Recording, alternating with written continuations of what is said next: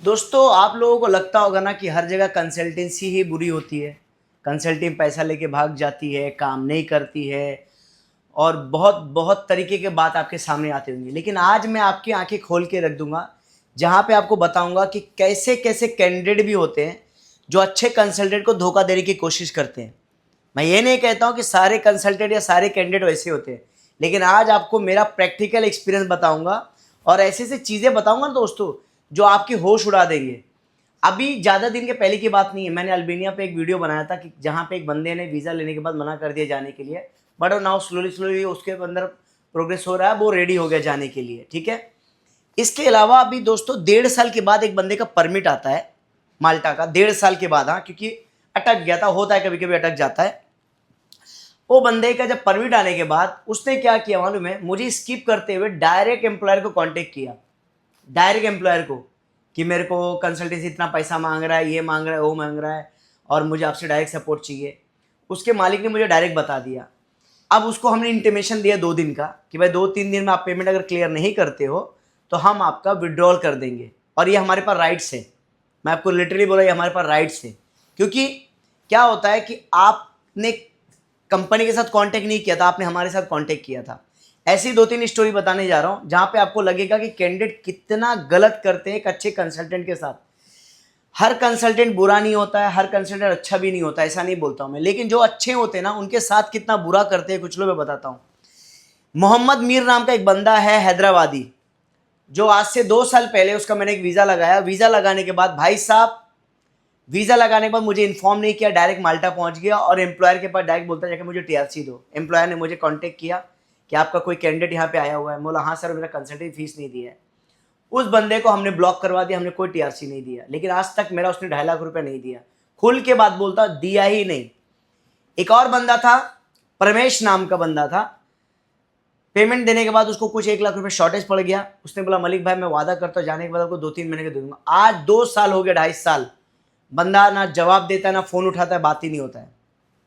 एक और बंदा था, उसका नाम मैं नहीं लूंगा क्योंकि उसने जब वहां पे पहुंच गया बगैर बोले एम्प्लॉयर के पास गया, मैंने बोला मैं तुम्हारा काम नहीं करके दूंगा, टीआरसी बना के नहीं दूंगा, तो उस बंदे ने वहां पे पेमेंट क्लियर किया, लेकिन वो मेरे बगैर बताए चला गया था। एक बंदा यूपी का था और वो बंदा ऐसा था कि वो बंदा जब माल्टा गया तो मेरे को बोलने के पहले कि भाई मेरे पास 1.5 लाख शॉर्टेज पड़ रहा है, 120 या 150 शॉर्टेज पड़ रहा है, मैं जाके आपको दे दूंगा 6 महीने का कमा के। भाई साहब वहां गया, करंट कंपनी के साथ उसने कुछ गलत किया, कंपनी उसको निकाल दिया।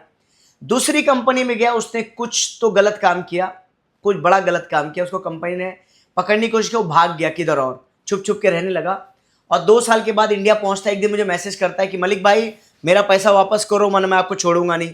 मैंने बोला एक तो तू मेरा पेमेंट नहीं दिया, ऊपर से तू इंडिया आने पर मुझे धमकी दे रहा है और मुझे बोल रहा है बाकी, जबकि मेरा पैसा खुद का बाकी था। बंदा 2-2.5 साल काम करके आया, फिर पेमेंट मांग रहा है। एक बंदा और ऐसे ही था दिल्ली के आसपास का, लिटरली वहां गया, काम किया, अपने एटीट्यूड के चक्कर में कंपनी ने उसको, शायद वो डिले जॉब पे जाता था, 2-4 दिन के बाद निकाल दिया।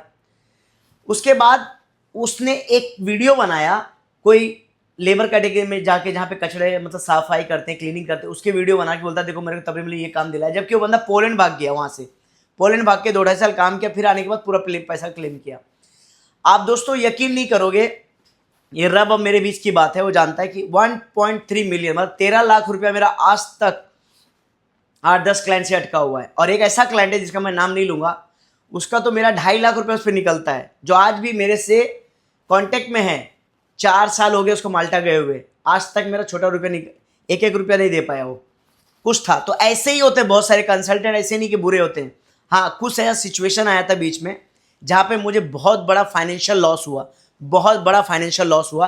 उस लॉस को मैं थोड़ा सा कंट्रोल नहीं कर पाया क्योंकि वो लॉस बहुत बड़ा था।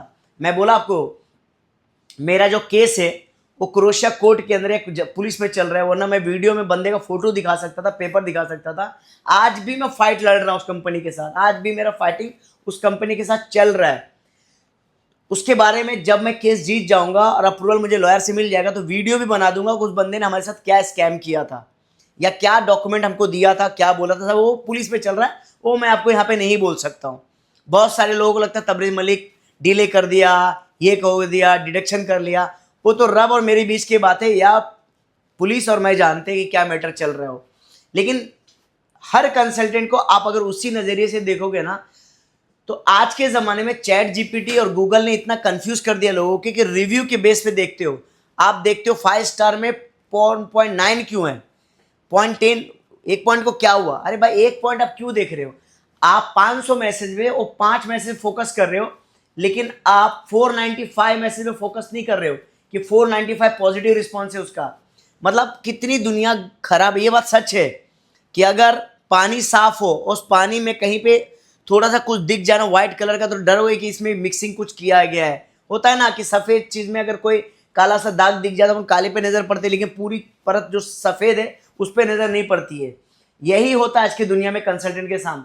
मैं आपको एक केस बता रहा हूं जहां पे कनाडा विजिट वीजा के नाम पे 15 लाख रुपया दिल्ली में एक बंदे ने क्लेम किया है। उनका कोर्ट केस चल रहा है और इवन प्रूफ है कि बंदे ने फेक डॉक्यूमेंट लगा के उसका वीजा निकाला है, क्योंकि उसका कनाडा का विजिट वीजा निकल नहीं सकता था।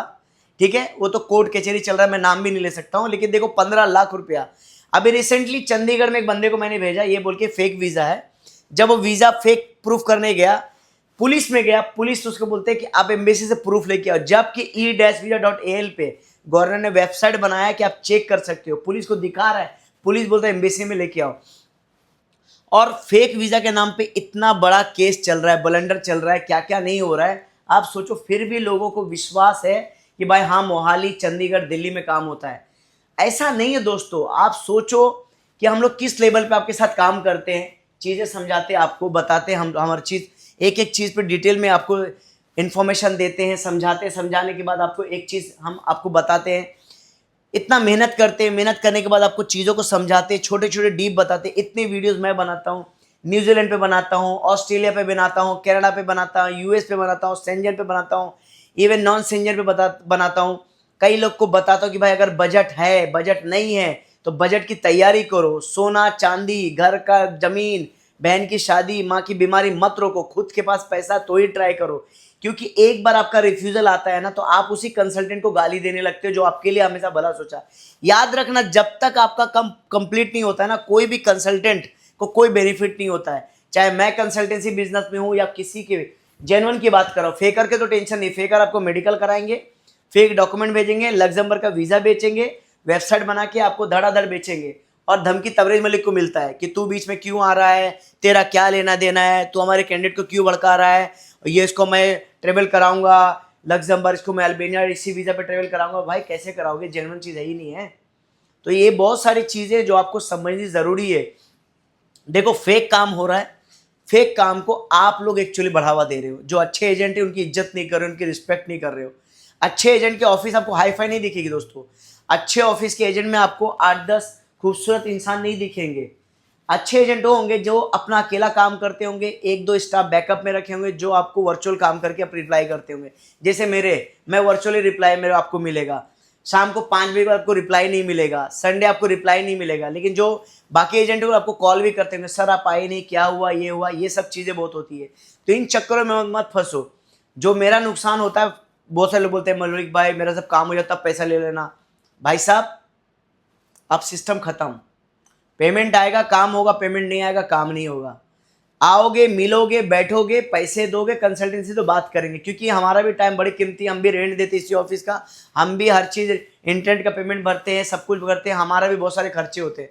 तो एक ही चीज़ बोलूँगा दोस्तों, कभी भी कोई अच्छा कंसल्टेंट उस पर ज़्यादा प्रेशर मत करो। और उम्मीद करते मेरी वीडियो आपको पसंद आती होगी। हर कंसल्टेंट ख़राब नहीं होता है, हर कंसल्टेंट बुरा नहीं होता है। बहुत सारे अच्छे कंसल्टेंट तो ही लोग यूरोप में सेटल हो रहे हैं। बहुत सारे बड़े बड़े जो कंसल्टेंट है वो क्या करते हैं हमको सब मालूम है अंदर के बारे में। बहुत सारे 1000+ लाइसेंस के पास जाओ, इसके पास जाओ, उसके पास जाओ, हमको सब मालूम क्या स्कैम लेवल वो लोग भी कर रहे हैं। सब पता है हमको कि साल भर के बाद कितना पेमेंट वापस करते, कितना इंटरेस्ट कमा रहे।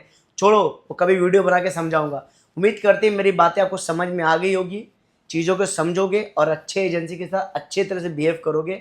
स्मार्टनेस मत करो। अगर कोई तुम्हें पेपर आने के बाद बोलता है कि तू डायरेक्ट एमबीसी कंपनी से बात कर, वो तुम्हारी लाइफ खराब करने पे लगा है। क्योंकि तुम्हारे को माल्टा में छोड़ो, कहीं भी वो मदद आपकी नहीं करेगा, कभी भी आपकी मदद नहीं करेगा। सिर्फ वो आपको बर्बाद करने पे लुका है। और मेरा मैसेज उस इंसान को जो मेरा वीडियो देख रहा है, दोस्त ऐसा मत कर, तेरी ज़िंदगी बनने जा रही, ज़िंदगी बना और एक दिन मेरे को माल्टा में मिल, दोनों भाई मिलकर वीडियो बनाएंगे। Thank you very much.